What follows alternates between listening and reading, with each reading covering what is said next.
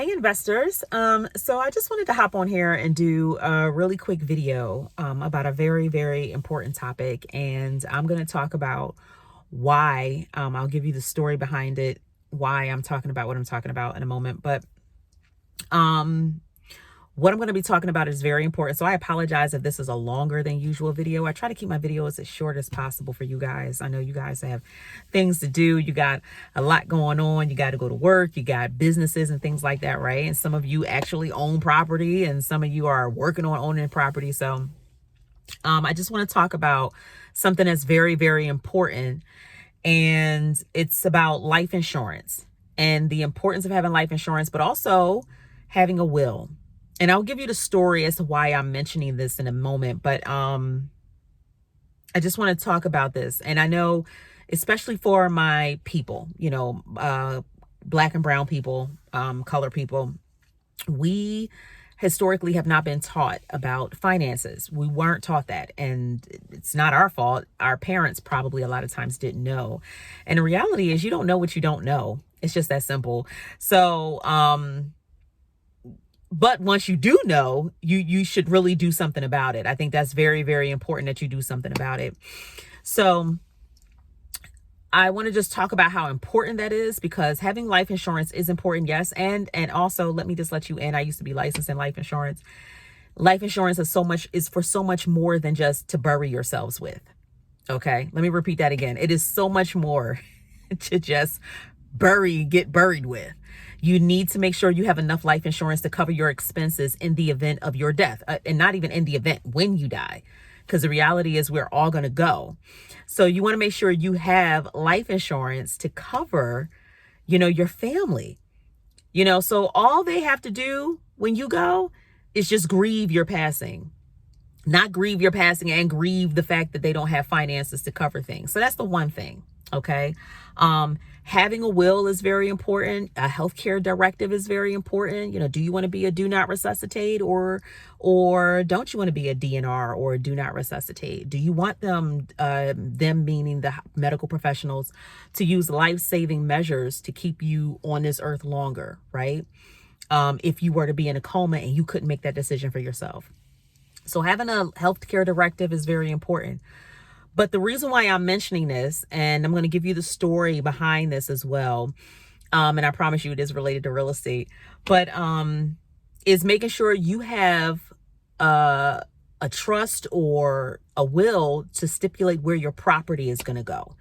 That's very, very important. And whether you own property or not, you should have a will. A lot of times people think, oh, I shouldn't have a will because I don't own property or I don't have a lot of assets. I disagree with that. You should still have that. So here's the story why I'm mentioning this. A few years ago, and this also talk about the deal that I'm working on right now.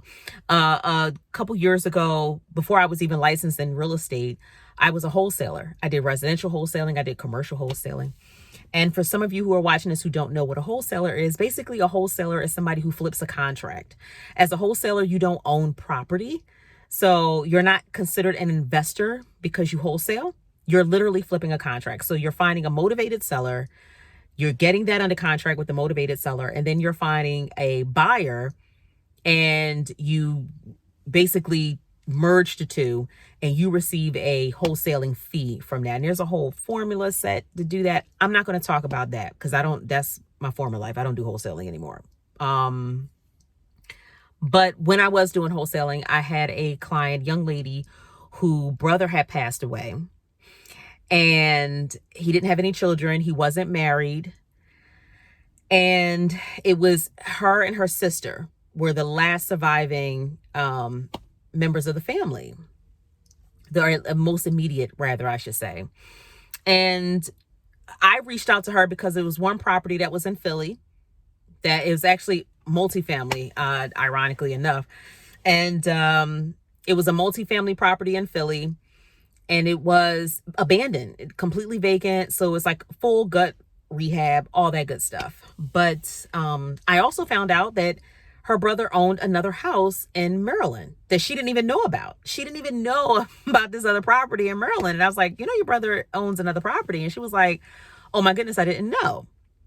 Well, he died, but guess what? He died without a will. We call that intestate. He died without a will, so he didn't have that. And oh, full disclaimer, I am not a lawyer. I'm not a probate attorney. I'm not an accountant. I'm not a tax advisor. So, I highly recommend you get somebody reputable that can help you in this area. But that's that. I just want to get that disclaimer out of the way. But he died, and he died without a will. So things had, transpired, not things had transpired, but things didn't work out. I had a partner who was supposed to have been handling all of that, getting that taken care of for her. He dropped the ball on that. That's a whole nother video I could do about making sure you got the right partnerships. And when you do have the right partnerships, you want to make sure you got the right contracts in place with the right wording, because that's very, very important. Because many friendships, relationships have dissolved because the partnership in business have dissolved, right? So that's very, very important. But anyway, things didn't go through because my partner had a lawyer that was supposed to have been working with her. That didn't happen. Needless to say, the properties never got put in her name. It was supposed to have been put in her and her sister's name. Well, I found out, she reached out to me like a year later. I won't say she was desperate, but she was kind of desperate. She needed help because she wants to sell the property in Philly and she wants to sell the one in Maryland. And she wants me to work with her. Now, y'all know your girl don't like residential. I'm not a fan of residential at all. I am team commercial. But because I want to help her out, I'm going to do these deals. And I don't know what God is up to, right? I heard the Lord say to me, you'll see. Just wait and see. So I was like, all right, you know what? I'm going to help her out. So I'm going to take on these deals to get these properties sold. But before I can do that, the properties have to be put in her name, which means she has to go through probate, go to a probate attorney to get the properties put in her name. And I want to talk about how important this is, because it's very, very important that when you have properties, you need to have those things covered. And I'm originally from Philly. I don't live in Philly anymore, but I'm originally from Philly. Many people, especially Black and brown people, are not covering their assets. They're not protecting their assets. And you know what's happening? People are losing these properties in sheriff sales because of taxes, because taxes haven't been paid.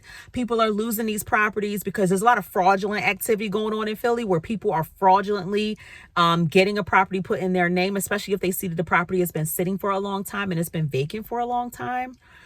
So it is very, very important that you have your ducks in a row. Okay. And listen, and nowadays you don't even have to go through anything really expensive. You don't have to get really expensive life insurance. You could just do term life insurance and be covered. Okay. I'm team term all day.